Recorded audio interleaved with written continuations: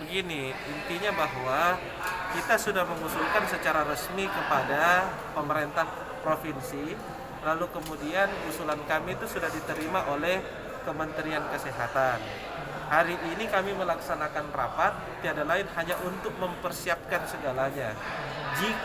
Yang pertama, jika PSBB disetujui, apa-apa yang harus kita lakukan ini sudah selesai kita bahas.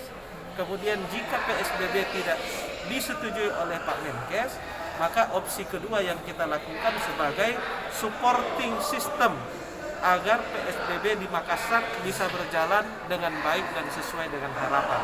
Kenapa pemerintah Kabupaten Goa sangat berkepentingan PSBB Makassar sukses? Karena 40 sampai dengan 45% masyarakat Kabupaten Goa aktivitasnya di Makassar. Sehingga kalau PSBB Makassar baik, sukses, maka itu juga berkontribusi terhadap Kabupaten Goa karena 40 sampai dengan 45% masyarakat Kabupaten Goa aktivitasnya di Makassar. Jika nantinya disetujui Pak Bupati, berapa lama waktu untuk sosialisasi dan uji coba? Nah, kita sudah mulai sosialisasi dari hari Senin.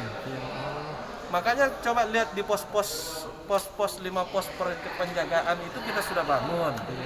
Kemudian kita sudah bagi-bagikan selebaran, kita sudah edukasi masyarakat, kita sudah sampaikan di media-media, baik media mainstream maupun media sosial.